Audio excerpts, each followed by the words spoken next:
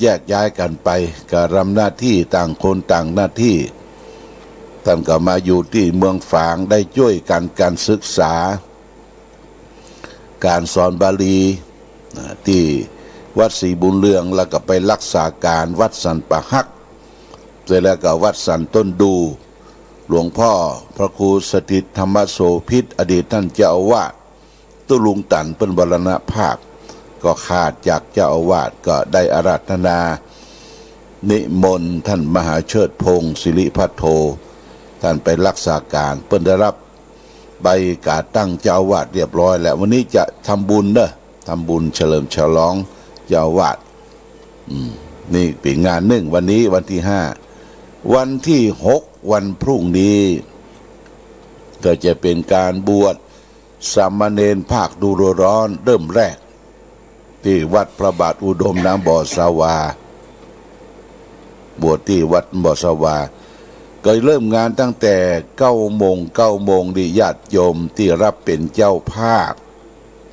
บวชสามเณรตนละ1,000 บาทเนี่ยเป็นค่าผ้าไตรค่าบาทก็ไปมอบผ้าเนี่ยมอบผ้าไตรมอบบาทคือนาคน้อยทั้งหมดน่ะตะกี้ได้ถามรองผู้จัดการโรงเรียนวัดพระบาทอุดมอาจารย์บุญบอกว่าจำนวน35 รูป35 รูปจะบวชภาคเจ้า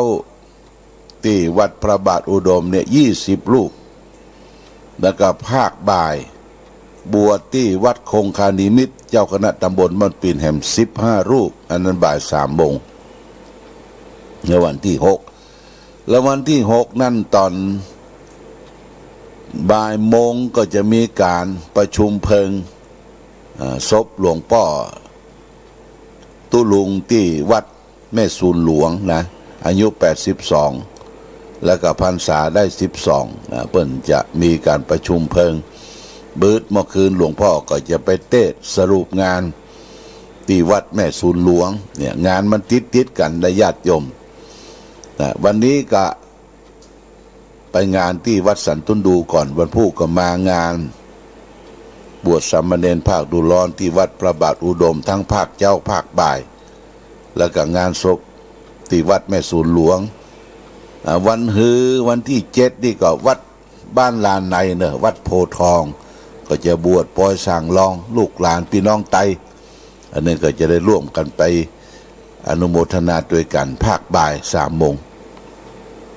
ก่อนอื่นต้องขอบคุณนะอนุโมทนากับญาติโยมที่เป็นเจ้าภาพชมรมผู้ปฏิบัติธรรมประจำวันเสาร์ก็ได้มอบไปแล้วนะมอบเพื่อคณะครูตัวแทนของโรงเรียนวัดพระบาทอุดมเป็นจำนวนเงิน 13,000 บาทนะ 13,000 บาทโดยแม่จงดีพร้อมด้วยคณะที่ได้ปฏิบัติธรรมประจำวันเสาร์ก็จะอ่านลืมแห่งกรรมนะอ่านลืมแห่งกรรมเป็นวันสุดท้ายวันพรุ่งนี้บ่มีเวลาญาติโยมนะเจ้าภาพที่บวชสามเณรภาคดูร้อนของวัดพระบาทอุดมน้ำบ่อสาวาก็มีดังต่อไปนี้เนอะพ่อหมออินทร์แม่จงดีเชี่ยกันทา1 รูป 1,000 บาทแล้วก็แม่แสงล่าด้วงจินโนสุดเท้าบ้านสัตว์สายของน้อย1 รูป 1,000 บาทแม่บัวพัดกุลันบ้านแม่สูนต้นซ่านตำบลแม่สูน1 รูป 1,000 บาทแม่นิพามนเทียนบ้านแม่มาวกิเล็ก1 รูป 1,000 บาทแม่จันศรีสุขาบ้านแจงหัวลินต้นหนุน1 รูป 1,000 บาทแม่อุ้ยจันวันณมงคลบ้านป่าแดงแม่ทลบ1 รูปชัยประการนะ 1,000 บาทป้าน้อยบุญปั่นบ้านโนคอ1 รูปบ้านเสาหิน 1,000 บาทแม่สายรุ้งพิกุลบ้านเสาหิน1 รูป 1,000 บาทแล้วก็แม่ชนภาทาเปงบ้านหัวฝ่าย1 รูป 1,000 บาทแม่ปราณีทาเปงบ้านหัวฝ่าย2 รูป 2,000 บาทแม่นัทกมลแช่กุยบ้านหัวฝ่าย1 รูป 1,000 บาทแม่ขจรอูทองคำหัวฝ่าย1 รูป 1,000 บาทแม่ครูสุภาพปันทะเวียงฝางเฮา1 รูป 1,000 บาทพ่อสิงคำสิทธินางนิตยาหอมยำเย็นเสาหิน1 รูป 1,000 บาท แม่ขันแก้วปันหมอกบ้านหนองโฮมต้นหนุน1 รูป 1,000 บาทแม่พันนีชัยยาบ้านแม่มาวต้นตุ่ม1 รูป 1,000 บาทแม่แสแม่หลวงไลการพิมลบ้านห้วยประสาง1 รูป 1,000 บาทคุณแม่อลงกฎชัยวิสิทธิ์พร้อมโดยครอบครัวลูกหลานบ้านแม่คา2 รูป 2,000 บาทคุณชัยฤทธิ์เทิดสกุลศักดิ์และก็นางสุนทรีฉันทโรธแม่ค้า1 รูป 1,000 บาทคุณกลองกิจจิรนันทราพรบ้านสันกำแพง1 รูป 1,000 บาทนายสุภมิตรชัยยะนางวรุณีณวิชัยเด็กหญิงสิริปันนาชัยยะ1 รูป 1,000 บาทแล้วก็นายพิรุณหมีไข่นางคณิษฐาใจล่าง1 รูป 1,000 บาทนางสรณีบุญมากัลยามิตรนี่รับบริขาร500 บาทแม่อำพันธ์กองบุญแม่ใจหมู่7 1 รูป 1,000 บาท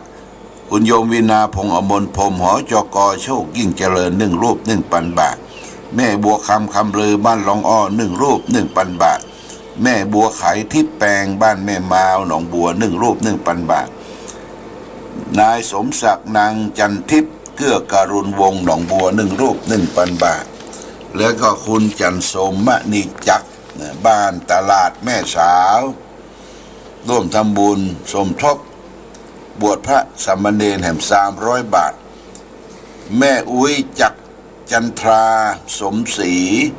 บ้านสันปะเหวแม่อายร่วมทำบุญบวชพระเนรสามเณรพระดุลแห่ง100 บาทโมทนาสาธุเนอะก็รายชื่อส่วนใหญ่ส่วนมากก็อยู่ที่โรงเรียนที่บ่มีรายชื่อที่ผ่านหลวงพ่อประกาศนี่ก็ญาติโยมหูตัวว่าเป็นเจ้าภาพวันพรุ่งนี้ก็มาประเคนนะมามอบผ้าไตรบาตรร่วมกันเด้อที่ศาลาบริษัทพุทธบริษัทข้างทางทิศเหนือของวิหารพระเจ้าวิหารวัดพระบาอุดมนะวัดดุ้มนะแจ้งให้ญาติโยมทั้งหลายรับทราบพร้อมกันนั้นก็มีญาติโยมที่ได้ร่วมทำบุญโขนทรายเข้าวัดมีแม่จันทรงวงเขียนบริจาคทราย500 บาทคุณโยมวีนาพรองอมรพงษ์พร้อมด้วยคณะลูกหลานมีนายภูสิทธิ์นางอวยพรพงษ์อมรพรมนายนิติพัฒน์นางชวันรัตน์ธนตระกูลศรีนายอนุชิตนางวันเพ็ญพงษ์อมรพรมทราย2 ลำ 3,600 บาท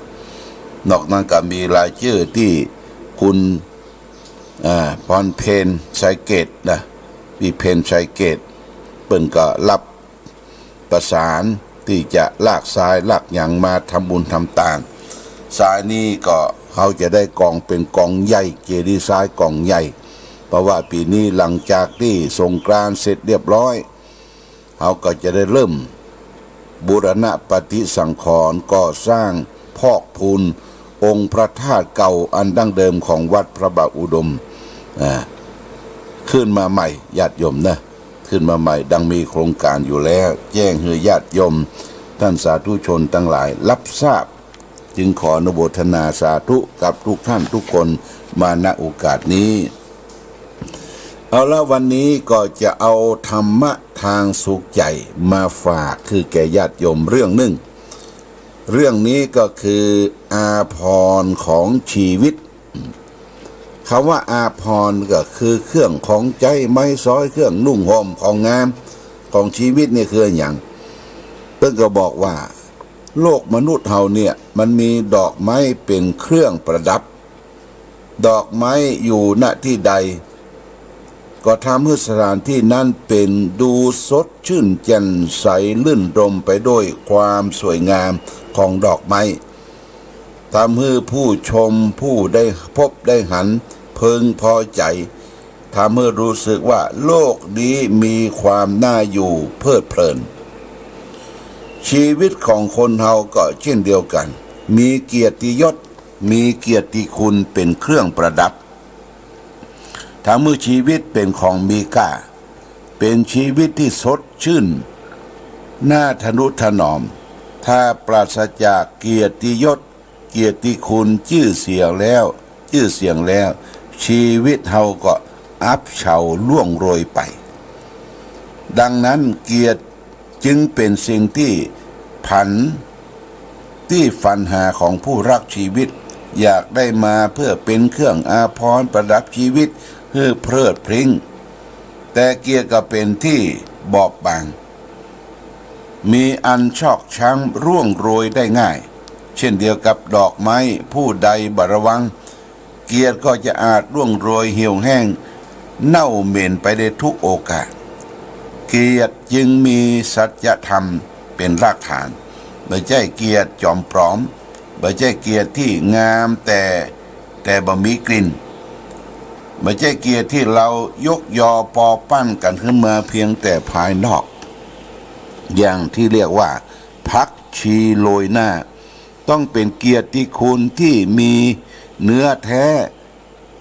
เป็นสัตย์เป็นธรรมจึงจะเป็นอาภรณ์ประดับของชีวิตที่มั่นคงอันดอกไม้พร้อมสับกับความสวยกลิ่นระโรยหอมรื่นชื่นนาสาหอมตลบอบอวนชวนภูมิราได้ดินมาเชยกลิ่นประทินงามเกียรติยศหอมกว่าบุพาชาติและวิลาศเลิศล้นชนชอบหลานไม่เหี่ยวแห้งเหมือนไม้เสื่อมทรามพยายามหาเถิดเชิดชูวงนี่เป็นคำกลอนของสุนทรภู่เกียรติคืออาภรณ์ประดับกายคือคุณงามความดีญาติโยมนะ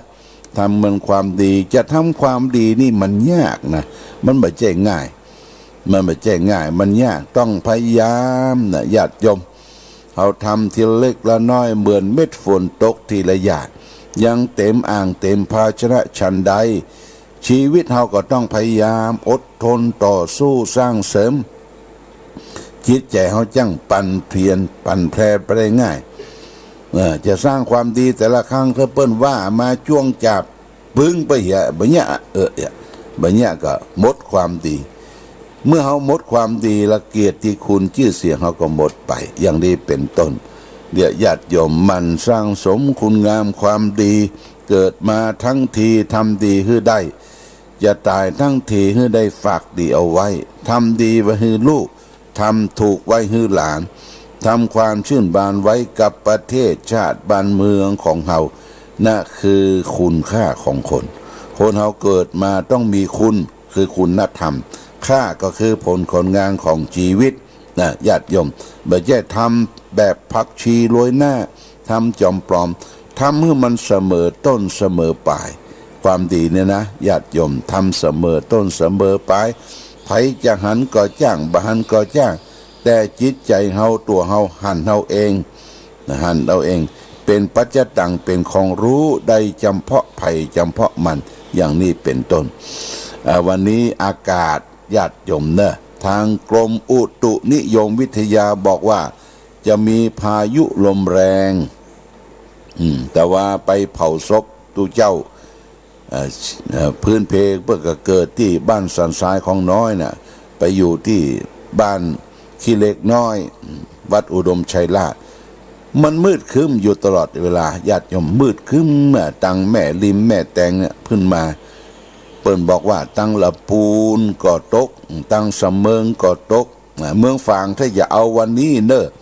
ตะกี้ก็เซาะแซะปอกแป๊กลงมาละทำให้เกิดความชุ่มเย็นถ้าตกดีบ่มีฝนบ่มีลมแรงก็ดีอย่างข้อสำคัญก็คือกลัวฝนลมแรงญาติโยมต้องระมัดระวังเนอะอย่าไปตั้งอยู่ในความประมาทอย่าไปอยู่ต้นไม้ใหญ่แล้วคืออยู่ที่ปลอดภัยแล้วก็เวลาฝนตกลมธงชาติและเพลงชาติไทยเป็นสัญลักษณ์ของความเป็นไทยเราจงร่วมใจยืนตรงเคารพธงชาติด้วยความภาคภูมิใจในเอกราชและความเสียสละของบรรพบุรุษไทยประเทศไทยรวมและเชื้อชาติไทยเป็นประชารัฐผ้าไทยของไทยทุกส่วนอยู่ดำรงคงไว้ได้ทั้งมวล